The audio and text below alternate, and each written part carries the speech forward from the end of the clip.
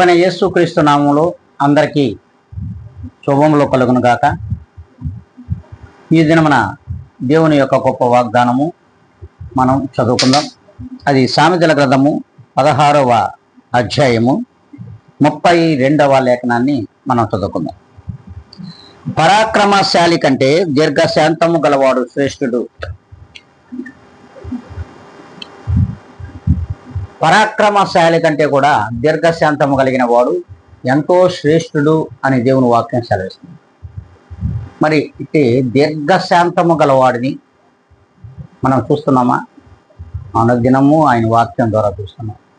అవును, ఈ లోకమునకు వచ్చినటువంటి మనుష్య కుమారుడు దీర్ఘశాంతము కలిగిన వాడు. ఆయనే క్రీస్తు యేసు అని నీవు నేను మనము గ్రహించగలిగినట్లయితే అట్టి దీర్ఘశాంతము మనందరిలో ఉంటుంది అంటున్నాడు. మరి ఇట్టి దీర్ఘశాంతము చాలా గొప్పది, శ్రేష్టమైనది.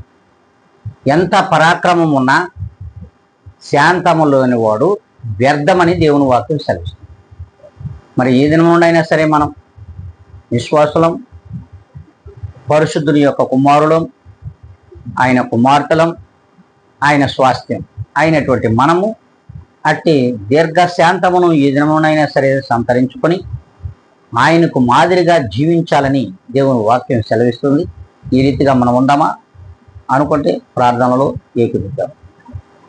పరిశుద్ధాత్మ దేవుడా, మీకు ఎనలేని కృతజ్ఞతలు, స్తుతి స్తోత్రములు ఇచ్చిన ఆయుష్ కాలంను బట్టి. ప్రభా, నీవిచ్చిన ఈ గొప్ప వాగ్దానమును ఇదిగోనైనా ఈ ఛానల్ను వీక్షించున్న ప్రతి ఒక్కరిలో ఈ వాగ్దానమును ఫలింప చేయమని బ్రతిమలాడుకుంటూ నన్ను నేనుగా అతి మిక్కిలిగా తగ్గించుకొని యేసు క్రీస్తు నామమున అడిగి వేడుకొని ప్రార్థిస్తున్నాను మా తండ్రి.